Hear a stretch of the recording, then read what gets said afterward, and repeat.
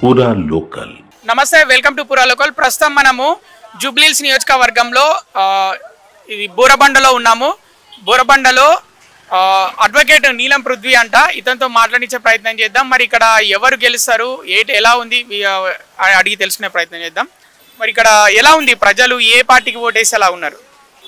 ఇక్కడైతే ప్రజెంట్ అయితే BJP wave కనిపిస్తుంది. ఎక్కడ చూసినా కానీ సెంట్రల్ గవర్నమెంట్ నరేంద్ర మోడీ గారు ఉన్నారు కాబట్టి ఇక్కడ కూడా బీజేపీదే ఉంది. ఎందుకంటే లాస్ట్ ఎంపీ ఎలక్షన్లో చూసుకున్నా కానీ, జిహెచ్ఎంసీ ఎలక్షన్లో చూసుకున్నా కానీ మనకి సెకండ్ ప్లేస్లలో కానీ మన ఎంపీ ఎలక్షన్లో కాంగ్రెస్తో పాటు సమానంగా ఇక్కడ గెలిచింది అంటే అది బీజేపీ పార్టీ. సో ఇక్కడ వేవ్ మాత్రం బీజేపీది కనిపిస్తుంది.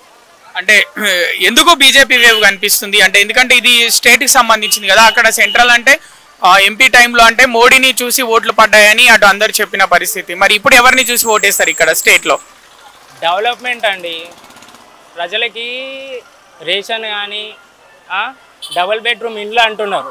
డబుల్ బెడ్రూమ్ ఇండ్లల్లో కేంద్రం వాటా లేనిదే డబుల్ బెడ్రూమ్ ఇండ్లు కాదు. ఫ్లైఓవర్స్ కడుతుంటారు. ఫ్లైఓవర్స్కి కూడా కేంద్రం ఫండ్స్ లేనిది కాదు. అది ప్రజలకు అందరికీ తెలుసు. ఇక డెవలప్మెంట్ కాదు అనేది ఫేక్ మాటలు అవన్నీ. ఇక్కడ ఉన్నది ఏంటి అంటే బీజేపీ గవర్నమెంట్ సెంట్రల్లో ఉంది. ఇక్కడ కూడా స్టేట్ గవర్నమెంట్ కూడా బీజేపీ రావాలి. అది డెవలప్మెంట్ అంటే ఛాన్స్ ఇవ్వాలి. ఇప్పటివరకు మన కాంగ్రెస్కి ఇచ్చారు, బీఆర్ఎస్కి ఇచ్చారు, కానీ మీరు బీజేపీకి ఇప్పటివరకు ఇవ్వలేదు. మీరు ఛాన్స్ ఇవ్వాలి. ఆ ఛాన్స్ ఇస్తారనుకో డెవలప్మెంట్ ఏందనేది చూపిస్తారు. బీజేపీ పార్టీలో మీరు ఎవరిని చూసి ఇక్కడ ఓటేస్తున్నారు, మీరు ఓటేయాలనుకుంటున్నారు బీజేపీకి? ఇక్కడ అన్న కిషన్ రెడ్డి అన్న, బండి సంజయ్ అన్న, మన లంకల దీపక్ రెడ్డి అన్న లోకల్లో ఉండి ఎనీ టైం ఫోన్ చేసినా కానీ ఏ కార్యక్రమం ఉన్నా కానీ అన్న లోకల్గా కార్యకర్తలకి ప్రతి ఒక్కరికి, సామాన్య పౌరులకి ప్రతి ఒక్కరికి అండగా ఉంటారు. ఎనీ టైంలో ఏ హెల్ప్ కావాలన్నా కానీ అన్న వచ్చి చేస్తుంటారు. సో ఆ అన్న వాళ్ళతో పాటు ఇక్కడ డెవలప్మెంట్ బీజేపీది ఏ డెవలప్మెంట్ ఉన్నాయో అవన్నీ చేస్తున్నారు కాబట్టి సెంట్రల్ గవర్నమెంట్ నుంచి మేము బీజేపీకే సపోర్ట్ ఉంటుంది. కాంగ్రెస్ గవర్నమెంట్ ఉంది కదా ఇక్కడ, ఇప్పుడు ఎలా అనిపించింది మరి 22 నెలల పాలన?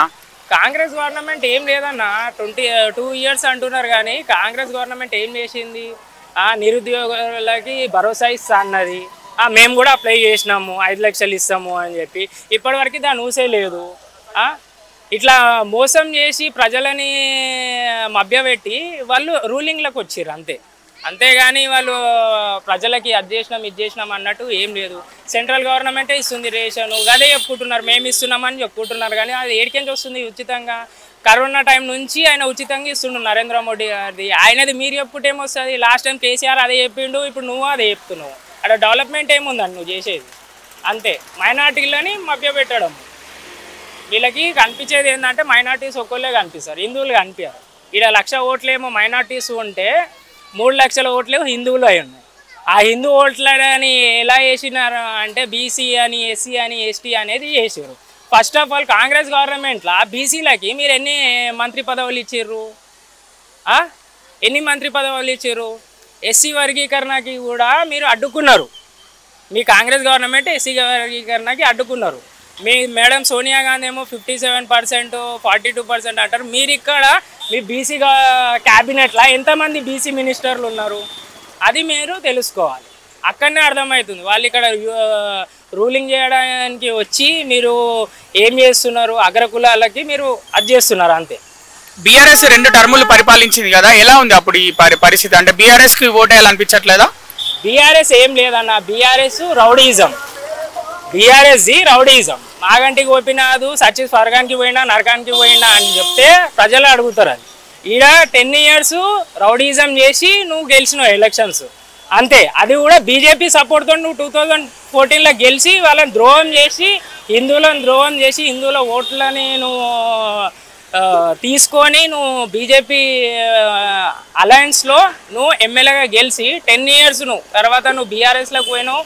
ఏం సపోర్ట్ లేదు, ఏం లేదు. పబ్లిక్కి రౌడీజం చేయాలి.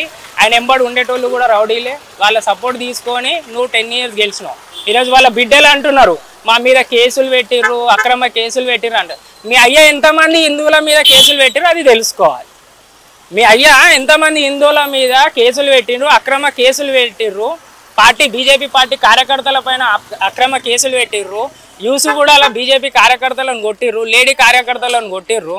అవి తెలుసుకోవాలి. ఈరోజు మీ మీద ఒక కేసు 2 కేసులు పడంగానే ఒక సానుభూతి కోసము ఒక వీడియో చేసి మా నాన్న కోసం మేము ఇక్కడ పబ్లిక్లో వచ్చి తిరుగుతుంటే మా మీద కేసులు పెట్టినారు అంటే మీ అయ్య చేసిన పని ఏందో అది తెలుసుకోండి ఫస్ట్.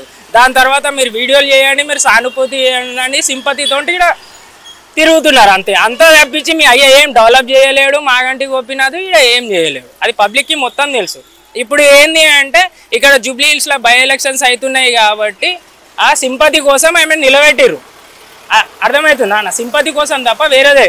ఒకవేళ ఓడిపోతారు అనుకో ఏమంటారంటే ఆ పార్టీ ఏమంటారు, ఆమెకి ఇచ్చినాం బై, వాళ్ళు సింపతి వాళ్ళు గెలుచుకోలేరు అంటారు. ఎందుకంటే పార్టీకి పోదు కదా, బీఆర్ఎస్ పార్టీ వీధికి పోదు కదా, అట్లా.